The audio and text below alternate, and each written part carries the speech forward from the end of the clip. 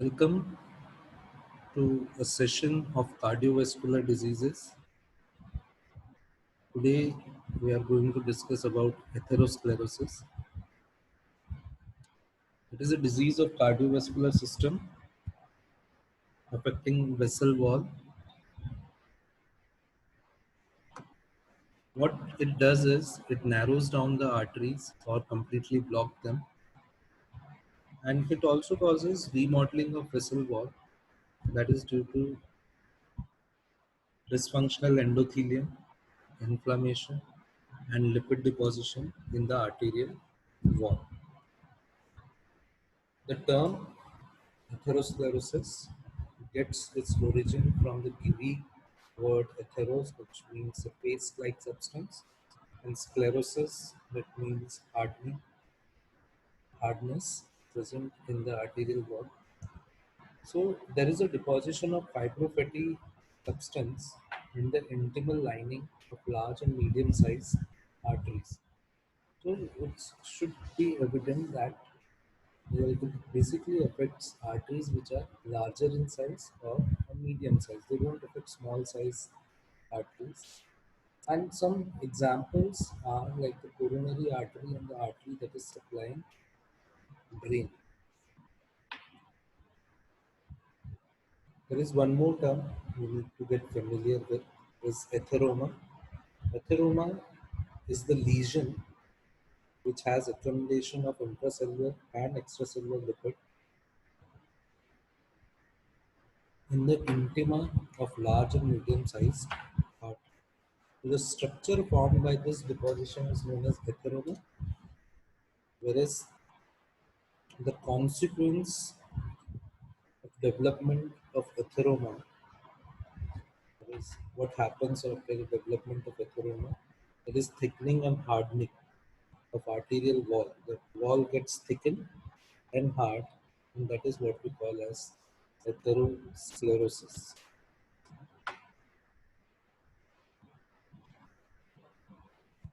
Now, discussing about the etiological factors or the etiology of atherosclerosis. First of all, we need to discuss about which people or who is at risk of development of atherosclerosis. So these risk factors, the conditions which creates the risk of development of atherosclerosis are divided in two parts: the unchangeable risk factor and the changeable risk factor. The unchangeable risk factors are age, gender, and family history. So you cannot change your age.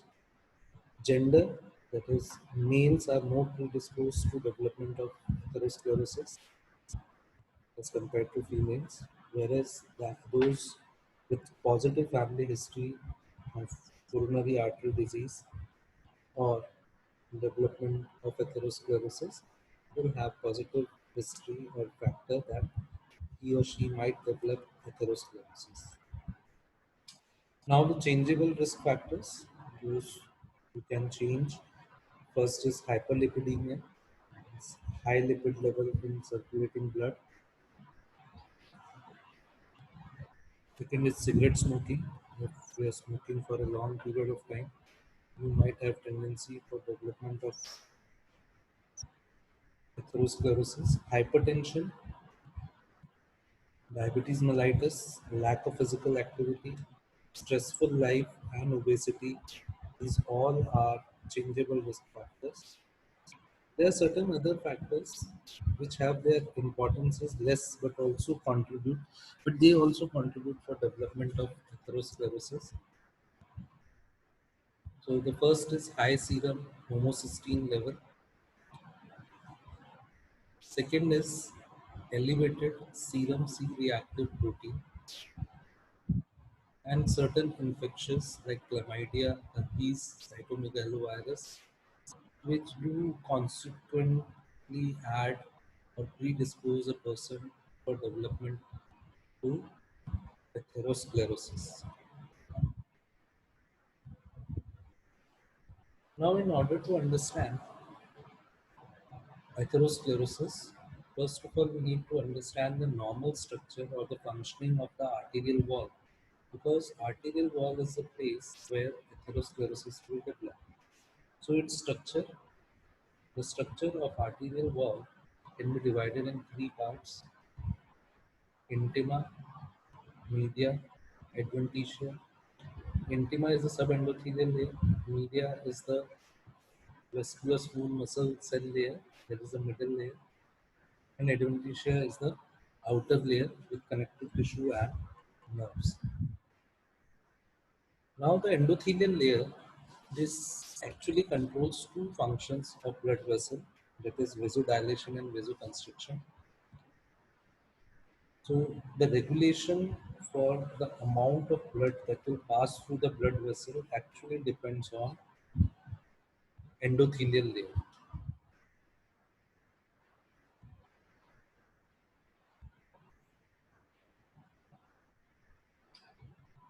What does the endothelial layer do? Endothelium release variety of substance to control vasomotor tone. What are those substances? There is prostacyclin, hyperpolarizing factor, endothelin, and nitrous oxide. Exercise is an important mechanical stimuli which increases blood flow. That is, this increase in blood flow is actually mediated with shear stress. What is shear stress? It is actually a force that is created by the flowing blood on the endothelial surface. Now, there are two cases that we have discussed. If the endothelium layer is normal, it is intact, it has not been disrupted. So, if there is mechanical stimulation by increased blood flow, so there would be certain chemicals that would be released like catecholamine, bradykinin, retinate release serotonin, which specific receptors would be activated. But if in case endothelium function is disrupted, the direct vasoconstrictor action of stimuli on the smooth muscle cell outweigh the endothelium dependent vasodilator effect. So the stimulus is for vasodilation, but what is actually happening is constriction. This action leads to paradoxical vasoconstriction. And if you are added with hypercholesteremia and other cardiovascular risk factors, so that could add into. In the next lecture, we will discuss about the pathogenesis of atherosclerosis.